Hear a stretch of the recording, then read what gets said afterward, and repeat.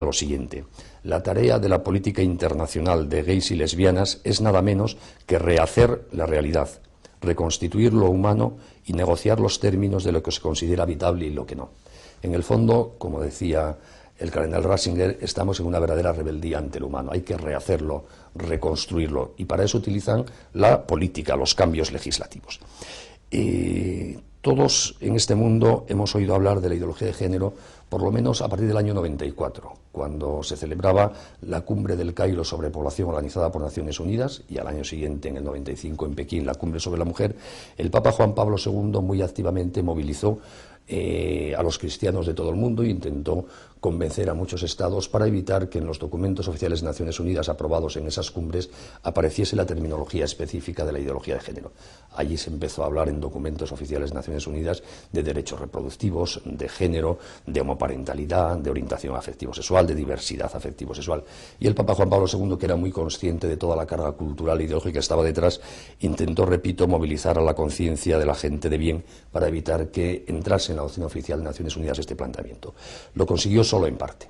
Y luego, a partir de ese momento, del año 95, en nuevos documentos de Naciones Unidas, la presencia de los planteamientos y la terminología de la ideología de género ha ido a más, hasta la última cumbre del milenio y la recientemente celebrada cumbre Milenio +5, donde la presencia de los términos y los planteamientos de género está absolutamente presente. Esa es una de las fuentes de difusión de ideología de género, la doctrina de Naciones Unidas hoy día más importante.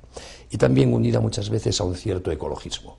El ecologismo, como le pasa al feminismo, tiene mucho de bueno, de científico y de sano, pero hay un cierto ecologismo hoy día antihumanista, que pretende transmitir el mensaje de que para salvar este planeta el peligro es el hombre, que es el gran depredador. Y al final se convierte, repito, más que un ecologismo, en un antihumanismo.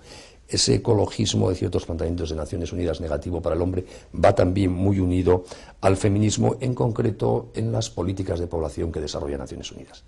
Naciones Unidas, a través del Fondo para la Población y de la Organización Mundial de la Salud y de la UNESCO, está desde hace muchos años promoviendo el control de la población en el tercer mundo.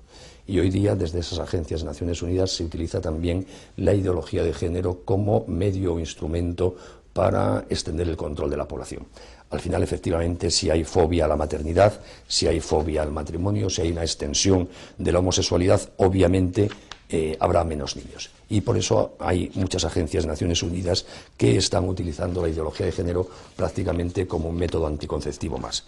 De un documento del citado Fondo para la Población es, por ejemplo, la siguiente frase: para ser efectivos en el largo plazo, los programas de planificación familiar deben buscar no solo reducir la fertilidad dentro de los roles de género existentes, sino más bien cambiar los roles de género a fin de reducir la fertilidad. Creo que es una expresión muy clara en la terminología de género de esto que acabo de decir. Si desaparece la distinción entre hombre y mujer, si tenemos miedo a la maternidad, efectivamente la fertilidad se reducirá. Y por eso la extensión de la ideología de género va también muy unida, especialmente en los países que reciben ayudas de las agencias de Naciones Unidas, a una promoción cada vez más expresa de la ideología de género. Quienes más colaboran junto con las agencias de Naciones Unidas en difundir la ideología de género son un cierto feminismo radical, muy activo especialmente en Estados Unidos y en Europa, el lobby gay, que existe a nivel internacional y que ve en la ideología de género, que no ha surgido en el seno del feminismo, no del mundo gay, pero ve en los planteamientos de la ideología de género una forma de normalizar en la conciencia colectiva las prácticas homosexuales y la propia homosexualidad. Y por eso es activo las asociaciones de gays en la defensa también de los planteamientos de género. Respecto al mundo, yo diría, haciendo una rápida visión, que este es un planteamiento cultural de nuestra época. No es un planteamiento de un gobierno, de un partido, de una persona en un país concreto. Luego, en cada país alguien la puede encarnar con más ilusión, con más sectarismo o más suavemente, y para gente de derechas y de izquierdas es indiferente, sino que estamos ante un tema cultural de fondo de los comienzos del siglo XXI.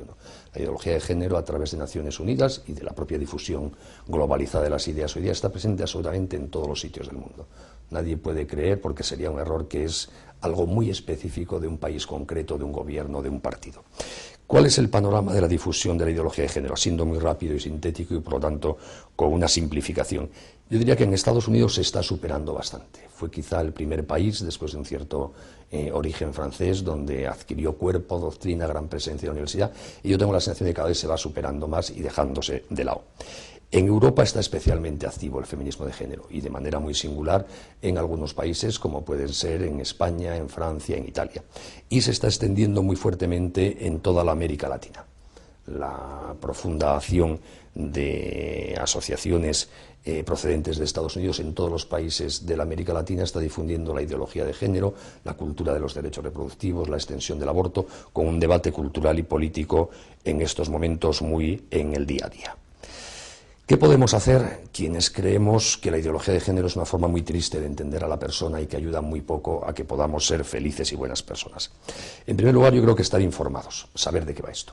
Porque si no podemos oír hablar de género, de orientación afectivo-sexual, de una ley que reforma el matrimonio, de otra que regula la transexualidad y perder de vista que responde a unos planteamientos ideológicos muy concretos. Están informados. Y estando informados se entiende mucho mejor cómo hacer juicios frente a las cosas negativas considerándolas como negativas. Por poner un ejemplo, en España estos últimos años hemos visto algunas reformas legales que están claramente inspiradas en la ideología de género y que si no las vemos como tal podemos creer que son cosas secundarias. La ley que ha suprimido el matrimonio al equipararlo a los fines homosexuales no es un tema de derechos de los homosexuales, es un planteamiento de género para deconstruir el matrimonio suprimiendo del derecho la distinción entre hombre y mujer. Y si no lo vemos así podemos equivocarnos al hacer un juicio sobre esa ley. La reciente ley de identidad de género, que modifica la forma de inscribirse en el registro civil para que cualquier persona, al margen de que genética y morfológicamente sea varón o mujer, pueda inscribirse como lo que él se sienta. Puede inscribir, por decirlo así, su orientación afectivo-sexual subjetiva sustituyendo a su sexo morfológico. Pues eso no es un tema de derechos de los transexuales, es pura ideología de género. Es introducir en el ordenamiento jurídico el concepto de sexualidad, identificándola con la orientación afectivo-sexual propia de la ideología de género, y solo si lo vemos así lo entendemos.